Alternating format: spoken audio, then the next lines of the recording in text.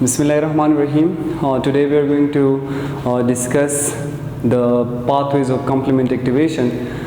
In previous lecture, we discussed an overview of the complement activation, and we briefly talk about the three pathways of the complement activations, that is classical pathway, lectin pathway, and alternative pathway. In today's lecture, we are going to discuss each pathway in detail. So we are going to start with the classical pathway.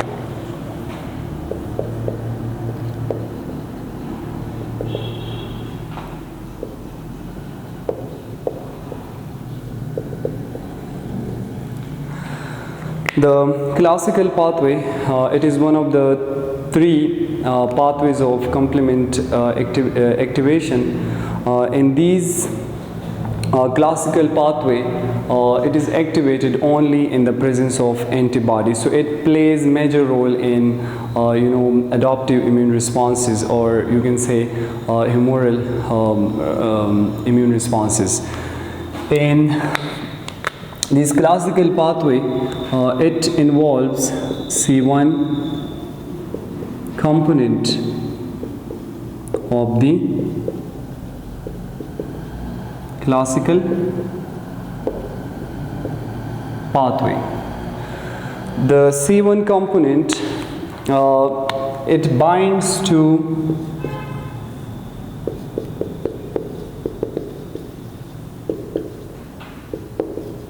the Fc region of antibodies. Clear? Now these antibodies, it could be IgM or IgG only, and its subtypes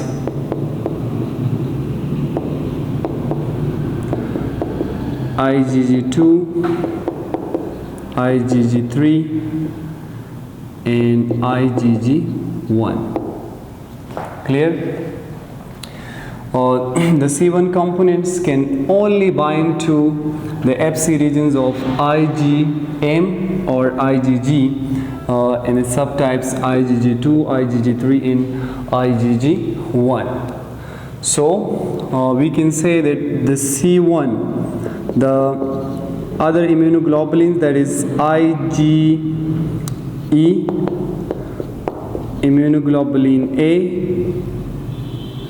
immunoglobulin D, and immunoglobulin G4. These antibodies, they cannot bind to C1 component, and thus they do not activate the classical pathway. Now if we look at the C1 component, the C1 component is a complex of three different proteins. It is made of three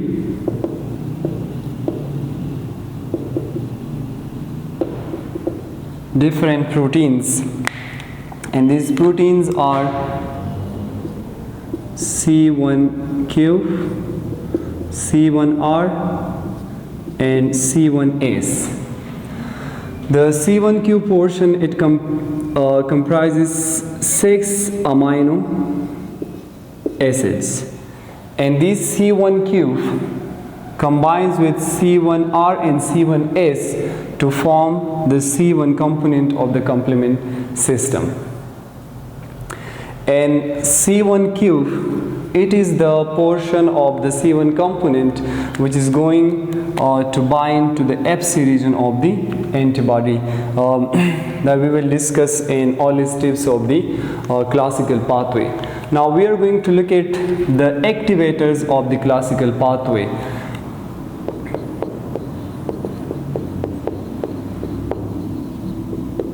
Activators. The activators include antigen, antibody complex. Means that when there is antigen antibody complexes are formed in the body, the C1 component of the complement system in blood serum, it is going to attach to these antigen antibody complexes, and as a result the classical pathway is activated. So it is one of the activator of classical pathway. The second activator is soluble antigen antibody complexes. These soluble antigen antibody complexes, they are found in autoimmune disorder,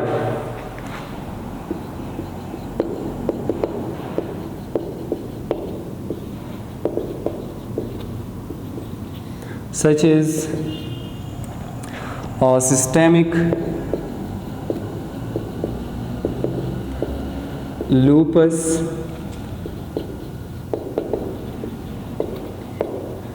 erythematosus, SLE. And when these soluble antigen antibody complexes are formed, these complexes are usually removed by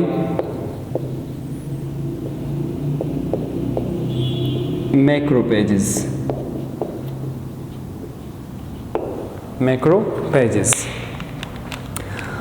The next activator include some viruses, including HIV-1. It can also activate the classical pathway. Necrotic cells,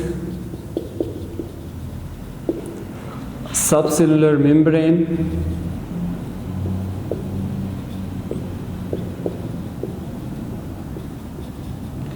such as from mitochondria and aggregated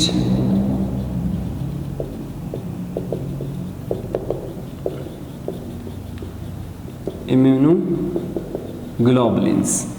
These aggregated immunoglobulins can also activate the classical pathway. And the last activator of the classical pathway is C-reactive proteins, CRP.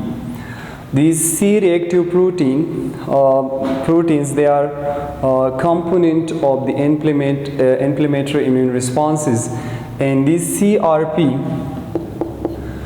it binds to the polysaccharide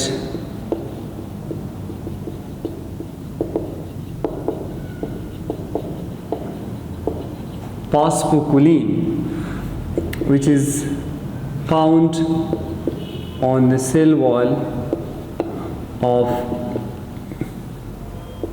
gram-positive bacteria, including Streptococcus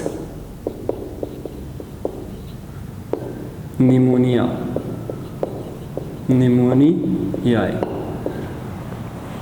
So C-reactive is another activator of the classical pathway.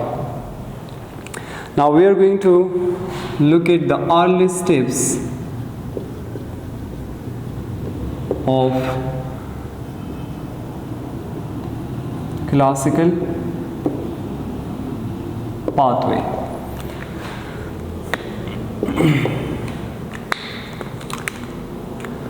It is activated when the C1q part of the C1 component, it binds to the FC region of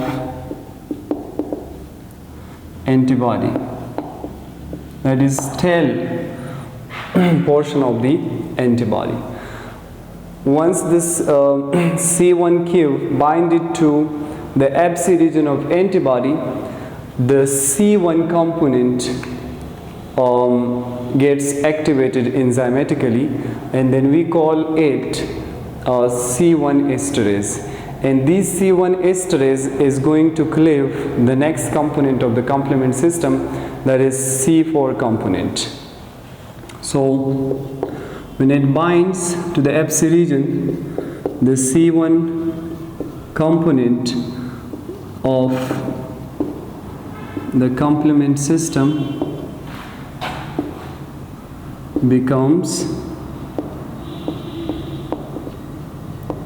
activated, and then we call it C1 esterase. Now these C1 esterase cleave C4 component into two fragments, that is C4a and C4b. The C4a, which is a smaller fragment, is going to diffuse out of the site of activation, and the C4b, the larger fragment, it remains bind to the surface of pathogen. So the C4b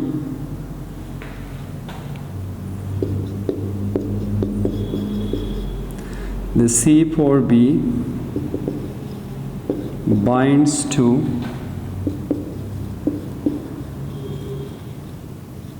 the surface of pathogens.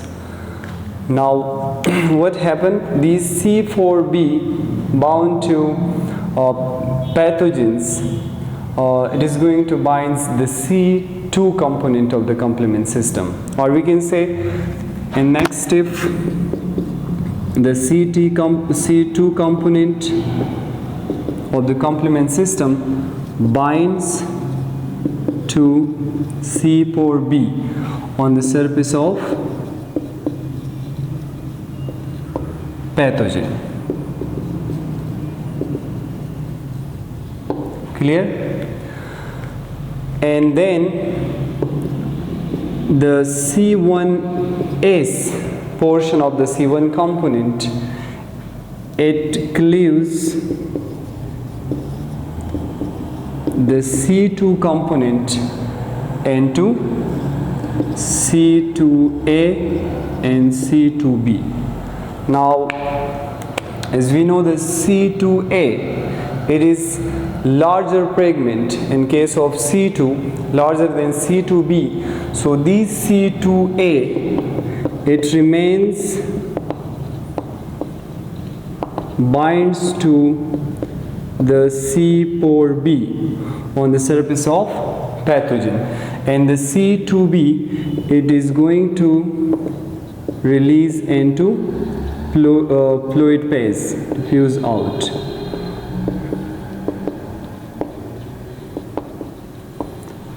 The activation site. And now as a result of these interaction, a functional complex is formed.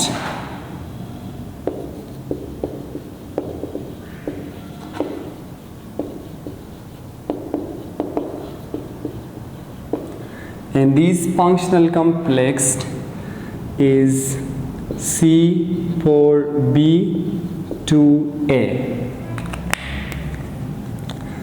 C4b2a.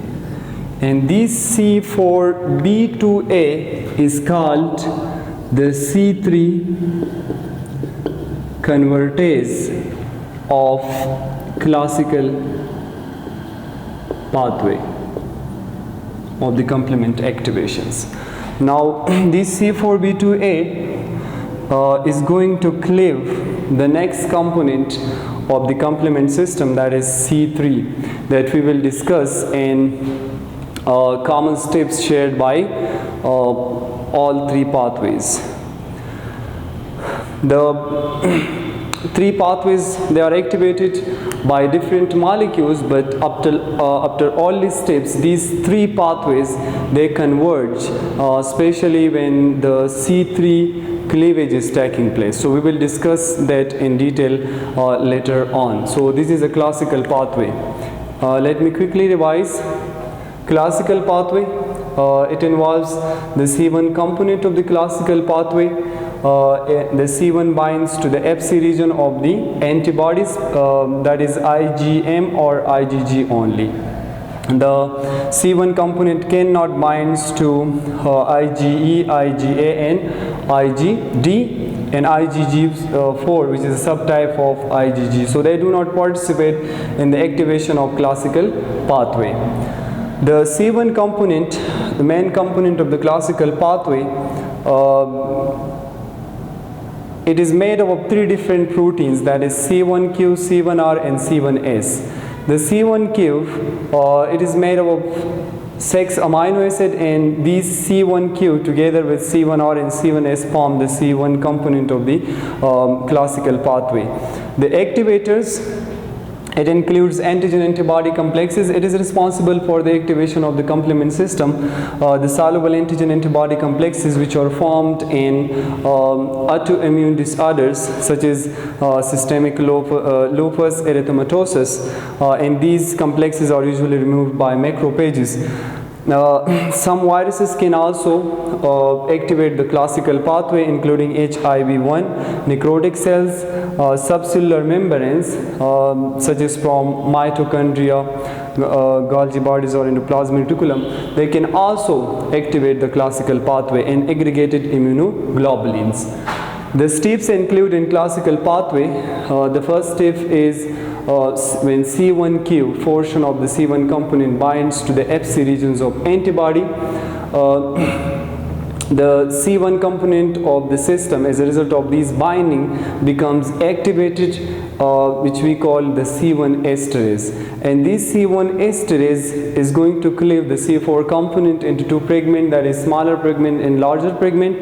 The smaller fragment is going to release into ploid phase that act as anaphylatoxins that induce the inflammatory responses, and the C4b, the larger fragment, remains bind to the surface of pathogen.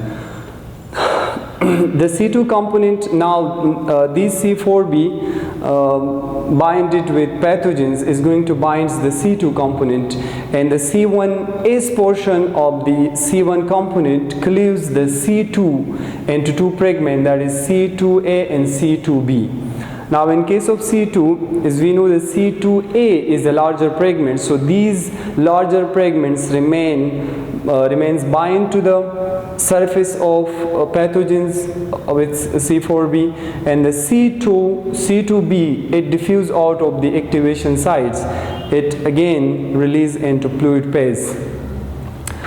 And as a result of these interaction, a functional complex is formed, C4b2a, and this C4b2a is called C3 convertase of the classical pathway, and this C3 convertase is going to cleave next component of the complement system, that is C3. So it was all about the classical pathway. Now in next lecture, inshallah, we will discuss the lectin pathway of complement activation.